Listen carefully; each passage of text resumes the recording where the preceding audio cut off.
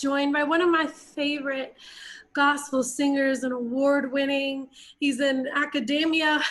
He is just really one of a kind.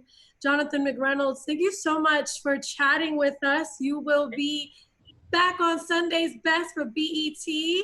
That's Yeah, what we're talking about. But you always have so many amazing things happening. I talked to you recently about People and the whole project, yeah. and now here we are again. So welcome. Thank you. It's an honor to see you again. And we're in quarantine still. The last time I talked to you, we had just entered quarantine, I think. Really? Yeah. Are Right. you are you still in quarantine? I mean, I just posted yesterday that I feel like my life is always in phase one or two. I'm not feeling too much different. I do miss all the touring, and that's probably going to be the last thing that comes back, unfortunately. Yeah. But as far as just me and my personal life, daily life, I live in phase one and two. So, as long as I can pull up and do some curbside pickup, I'm fine. So you're happy. You're happy, huh? Well, yeah, we I mean, one of my favorite things about you is seeing you live.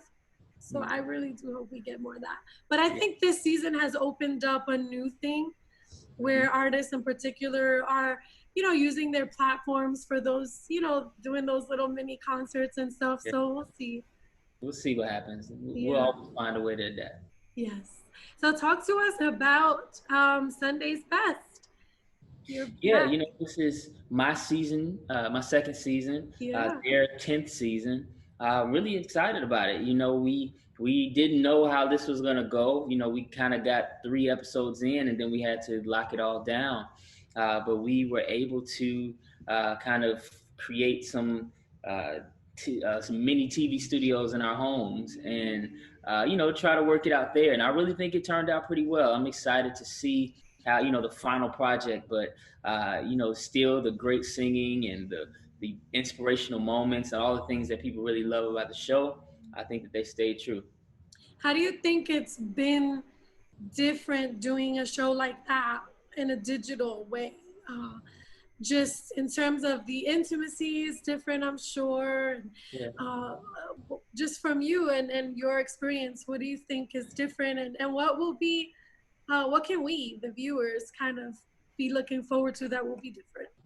Yeah, I think especially when it comes to gospel singing, particularly like the traditional gospel way. Now, I'm not the most traditional gospel person in the world, so some of the things that I do are more intimate, and it's okay for me to be the only person in the room sometimes. But mainline traditional gospel, it needs people, it needs audience, it needs that energy and that participation in the amen corner and the everything else.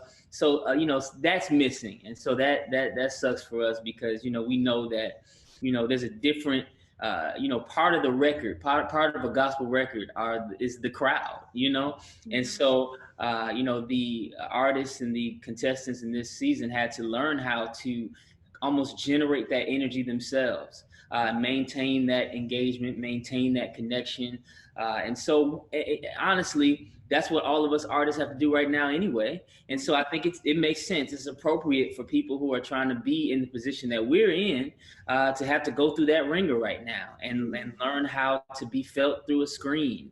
And how to sing like nobody's watching because you really can't see anybody watching. And Yeah. so it was weird, but I think it turned out to be good. And I think you guys can really expect some really inspirational moments. I think one thing that was a little lost on me last season was that this is not just a competition. This is a part of people's lives. These are humans, and even over the COVID pandemic and over all of what's going on, there's some kind of sometimes gut wrenching, moments where they were really, dealing with loss and dealing with grief and dealing with, just a whole bunch of other things that were revealed and exacerbated because of the situation we're in.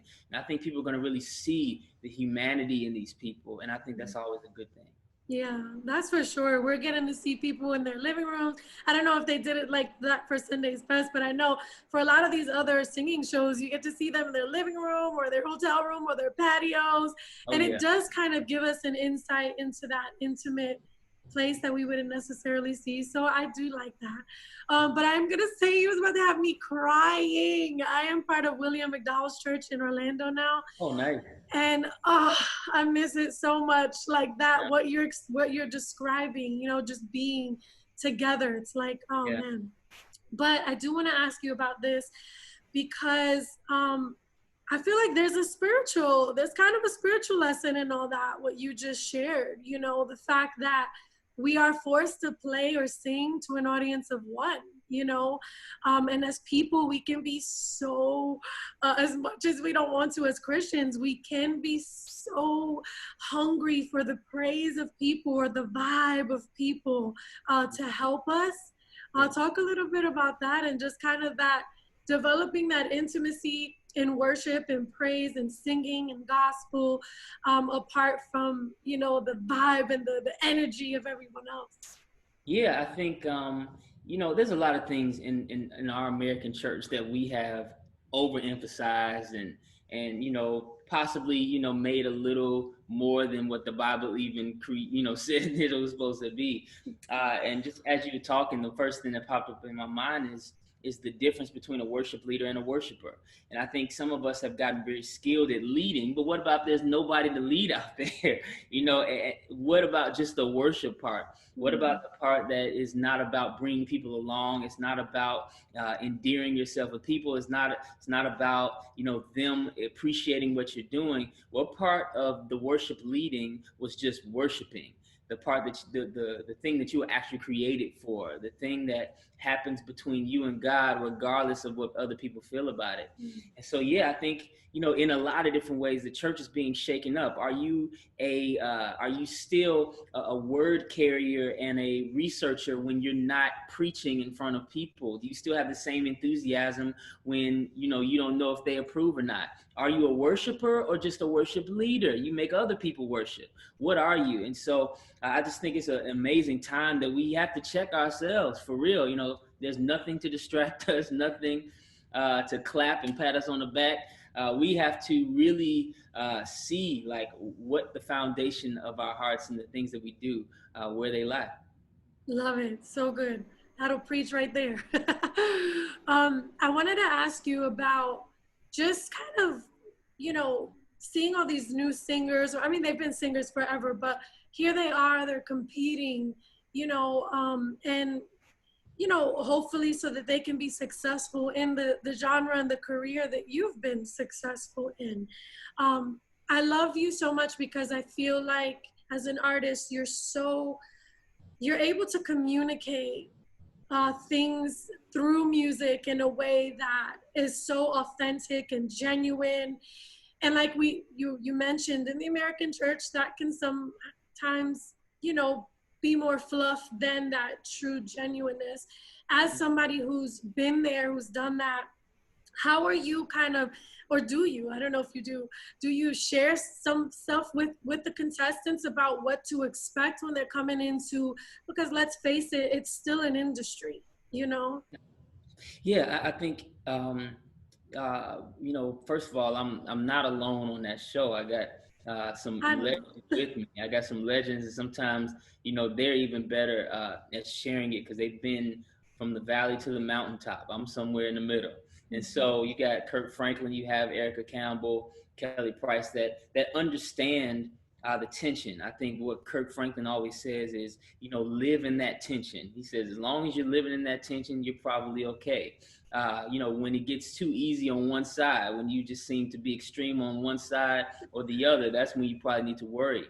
When it's all industry, you probably need to worry. When you don't care about what people think at all, you might need to worry just a little bit because it's all, even though we understand that God has the ultimate approval and all the other stuff like that, we still have to be cognizant and considerate of the vocation, the job, the part of it, that other people are relying on. We have people who their livelihood are based on what we do and what we say, and if we sometimes endanger them by going off on Twitter or something like that, that's not fair either. And so I've always just tried to try to live in that tension because, believe it or not, this part of my life, the career, the part that you guys see, that's also a part of me just working out my own salvation in fear and trembling. This just happens to be my course. Some people are married, some people are not.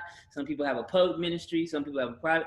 All of it is a part of your journey in becoming who God wants you to be. Now, this is an interesting way. This is an interesting route that God wanted me to take me on. But at the end of the day, the goal for everybody is to look more like Christ and to be, told, well done when it's all over, regardless of what you do, regardless of how many people knew about it, regardless of how many people celebrated it. Did you steward what I gave you to the best of your abilities in a way that glorified me? And so I just want everybody to understand that. That's the thing that I understood while I was sitting there. Man, this is a part of their lives. I don't know what Sunday best is going to mean in their lives, but it is not the end all be all. It is not the destination. They're not trying to work up God is not trying to just get them to our levels or anything like that. He's trying to teach them something about himself.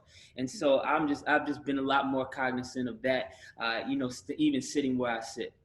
I love that. Yeah, I mean, I think that's what makes it so great, because you're honest, and you're also like, and most of you are, that, I feel like those that God gives that platform, he can trust, and I see that with you, and I'm so grateful that the contestants have somebody like you to pour into them and give them some guidance. I do want to talk a little bit about people. It's legit, like I am singing it like all day, every day, which that's a lot. But because of the times that we're in, a lot of us are forced to deal with people that we try to avoid when we're distracted and not on lockdown.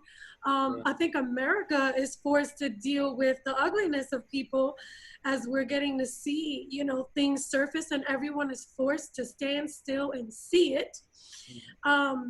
Talk a little bit about that. I mean, just the fact that God would have you release the song. I saw you perform it beautifully on BET at the BET Awards on Sunday. Talk about that and just the timing of that song. I think I joked with you when we first talked about it. I was like, Jonathan, did you do all this? God quarantined us because Jonathan McReynolds wrote a song about being delivered. Don't blame me for it. Don't blame me for it. Yeah, no. It's escalated way beyond that since the last time we talked. Yes. This is all past. This is all above me. This is all past anything I was thinking. But at the end of the day, I always tell people like this. I take these vitamins. They're called Airborne. And you're supposed to take 3 gummies a day, and they're the actual title, the name of the pill is Airborne. That's referring to all the germs on the outside of you. But if you look at what it actually does, it doesn't do anything to the germs outside of you. It does everything to what's inside of you so that you can better deal with the germs. So while people is referring to the folks outside of you, ultimately a true deliverance or a true help or boost would actually have to happen inside of you, so you're better to deal with those people. I don't need to get away from them. Well, some people maybe we can get away from, but ultimately it was not about them. It was about the place that I was putting them in my mind. It's me that needed the immune support. It's me that needed the vitamins. It's me that needed to figure out how to deal with these crazy folks, their opinions, their words, their actions. It was me dealing with the log in my own eye so I can maybe help them one day with the speck in theirs. Mm-hmm. And so at the end of the day, like I really want people to understand that this is possibly an opportunity that we get to be apart from people, but the purpose might be so that we can get ourselves together and strengthen ourselves the same way we're taking all the zinc and everything else necessary so that those airborne germs don't get us. There's some identity scriptures that we need to read. There's some things that we need to do within ourselves that allow us to be better dealers with those people.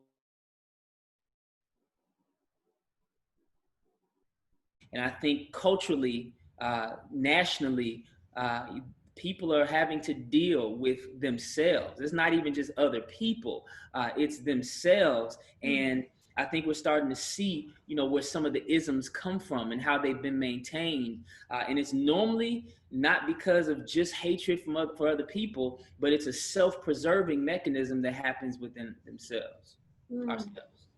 So forgive me when I'm one of those people too. Oh, well, I love it. Thank you so much for sharing about that. I know it's just crazy. It is hard to even, think of what we should be doing as a people right now. Is there anything that you'd like to share for anyone watching that is like, I don't know what to do? I'm angry. I'm affected by what's happening in the world, and I don't feel so Christ-like. Yeah, that's tough. I don't feel so Christ-like. Um, I would say, pray a lot. I would say make sure that you take everything. I think sometimes we have a righteous indignation.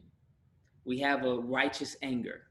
We see stuff wrong, and we don't like it, uh, but we compound it and we give the devil some yucks, and we make him laugh and whatever when we respond in an ungodly way with that righteous anger. And so, while I want things to happen and I want things to change, I stand for and stand with all the protesting, all the unrest that keeps things on people's minds and doesn't let them forget what we are trying to do, or that we are trying to do something.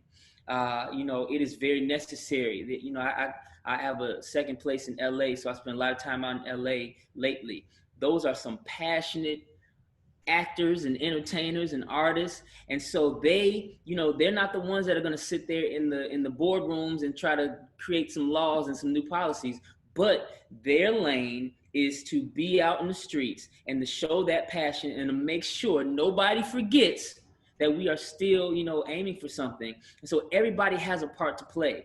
Just play your position, pray your position, and make sure that you do what you're supposed to do. You handle your world. You show love in your world. You educate when God gives you opportunity to educate. Do it out of a love for your people and a love for the person that you're talking to. And just see what God does over the course of this. There are some policies being made. There's some things happening. I'm privy to some of them, what's going on kind of underneath all of it, but everything plays a part. Everything plays a part. And so remember Romans 8:28, all things work together for those that love God and are called according to his purpose. It's gonna work out. It's gonna work out. Now I don't know how it's gonna work out, when it's gonna work out. Will Jesus come back before it fully works out? Either way, play your position, because sometimes we're gonna be planting seeds for a tree that we're never even gonna see. I believe that it will work out. I'm so grateful that you shared that too. And, and even some hope that there are things being changed and policies being put in place. Thank you for that. Stuff is happening. Yeah, I'm grateful. That. Praise God. I don't want to keep you much longer, but I do want to say for anybody who hasn't watched Sunday's Best, it's been on for 10 seasons. You've been on for 2, but for those that haven't jumped on board, or for in their mind, it's just another singing competition. What do you say? This is the best singing that you're gonna hear. I mean, I love The Voice, American Idol, all the other ones, but there's no singing like gospel singing. Like this is a different thing. This is not just who is who can stay on beat and on tune. This is some different. This is some next level type stuff. And we have one of the things that Kirk even mentioned. He said, "You know why I think you guys are the best judges out there?" He was like, "Because you guys are still in the work. You guys are still doing it. You guys are still in your prime. And so the way that we're even thinking about it is understanding what's happening now in gospel, what's happening now in music, and all the trials and tribulations and challenges and opportunities that we have even now. We're looking not for somebody to pass the baton to, but somebody to be on our team, somebody to pass the ball to." And so I think it's a totally different thing, and there's a different tone, in how we talk to them and everything. So you guys gotta go watch it. BT Sunday Best every Sunday. I can't wait to see you guys. Thank you so much. Jonathan, is there anything else you want to add? Feel free. Anything we can expect, anything you're doing, anything.